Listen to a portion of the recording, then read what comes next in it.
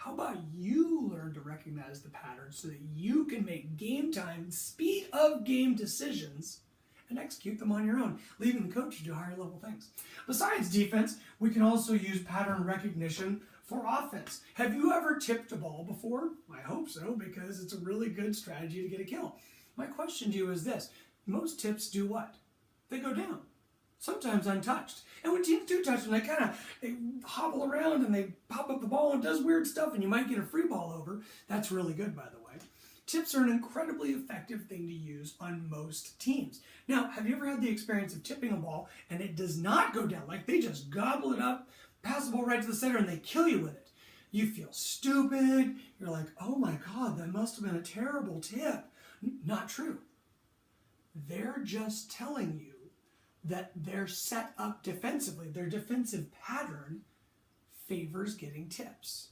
That's generally what happened. If you do 2 tips and they both go right to the center, they're set up in a way that they're ready to get tips. I've played more than a couple different defenses in my life. One of the defenses is based totally around putting somebody called a tip guy right behind the block. So they're literally standing there. They don't play any other defense. They just stand there and get tips. And then you have to train your back row to do different things, but it's totally possible. You can have a tip guy. Your team might not, but other teams might. So my point is, if you tip 2 balls and they both go right to the center, the other team is telling you something. Just like the kid that beat you 3 times in a row here was telling you should move over. When you tip 2 times and they both go right to the center, they're telling you, we have a tip guy. We have somebody that really cares about the tip, even if it's not their only job. So what should you do? Put the next one deep. I don't care if you have to roll it back there, hand set it back there, in that same lane you were just tipping that you got it gobbled up, do it way deeper. Just don't go super duper high. See what happens. I can almost guarantee you that if the short ones are coming up, the deep ones are open. That is pattern recognition. My tips are not effective. That means something deeper is going to cause them a lot of trouble, and that is your job as an athlete. Cause them as much trouble as possible while making your own life as easy as possible. Last thing, pattern recognition can be used for self-accountability. Now, what does that mean? So when you are, let's talk about when you get beat on defense. When you get beat on defense, it's a lot like the block. You get beat and you go, oh, I'm terrible at defense. Oh, I'm so bad at this. Not true. Where did you get beat? Here? 3 times? 4 times? 5 times? Not, I got beat, I suck. How about I got beat here? Here, wait a minute. How about I move back there and put my hands in a different place and see if it's a little easier to dig that ball. It'll change hitter to hitter. And if somebody hitting here is beating you there, they probably won't be the same way they beat you here. You may have to take notes, mental notes, on each of the locations hits come from. But when you get beat, don't think that you're dumb or bad when you get beat on defense. Take note of where they beat you. Also, when you're, say, serving, when do you tend to miss your serves? Is it the first serve, the second serve, the third serve? Are you somebody that has a pattern? You'd be surprised how many kids have a pattern of missing serves. Some kids don't miss first, second, third, fourth, fifth, sixth. What they'll do is they'll miss after an ace. This is something that I was shocked at and remain shocked at to this day.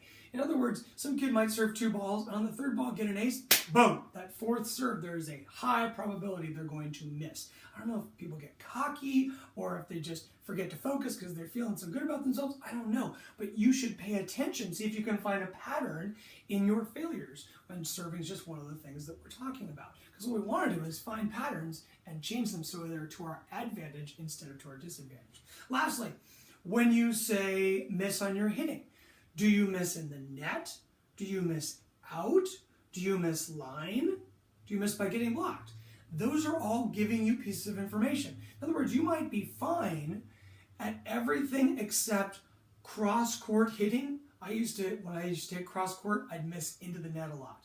And so what I did is I put a mental note into my head. I said, well, I'm free to do anything I want, but when I want the ball to go over there, I have to back off, touch it higher, and not hit it as hard until I learned how to be successful on that one hit that I was a little weak at. I don't know why. I don't care why. I just cared that I failed and I needed to change it. So I recognized my own pattern so that I could be my own best coach and change without the coach needing to step in, leaving the coach ready and available for higher level thinking things that I couldn't do on my own. So I told you there'd be 3 stories and I only went over 2. And there's a reason. Because pattern recognition is a really big deal. This story about a girl named Jen kept her from a scholarship, a big-time scholarship. Jen was one of the most highly touted sophomores in America. The biggest schools were looking at her when she was that young. She was crushing people. Her team had won big tournaments and done very well at Junior Olympics. I can't remember if they actually won it or not. There was a big tournament back in the day called the Volleyball Festival that still exists, but it's not quite as big anymore. I believe her team won that more than once. And so she was kind of the reason at 14s and 15s. And so at 16s, she was being recruited big time. So my point is, I had the good fortune of being her coach in high school. And when I got her, I had heard of her, but I didn't know her. I got to the first day of practice and 3 balls go by me on the right as I'm the right front blocker. So let's make this more clear. She is over here hitting and I'm blocking, giving that typical small metal line. Well, 1, 2, 3 balls go down the line.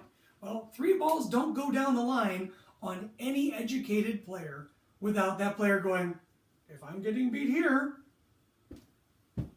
I'm going to go stand in front of it and see if they've got anything else. Surprisingly, this girl was just a freak of skill. She just happened to have the world's most amazing line hit and literally nothing else. But, and when you're younger and the coaches don't see these things quite as quickly and the players don't react quite as well, and you tend to have shorter setters, you haven't had all the athletes your team's going to acquire just yet, hitting line worked all the time until she got to me. And so I'd move over in front of her in practice and I'd say, learn to hit cross, learn to hit cross, learn to hit cross, as she was getting blocked by me. And this frustrated her endlessly. I wasn't trying to be a jerk. I was trying to make sure she was prepared for competition. I said, I'm jumping early and showing you my block as early as I possibly can. You're not seeing me, and if you are seeing me, you can't change for some reason and hit cross. Let's be clear. When she was hitting, that was as far cross court as she could hit. I'm not talking about she didn't have an amazing cross court shot. She couldn't hit the middle of the court. A freak of skill. A great player, if line's available.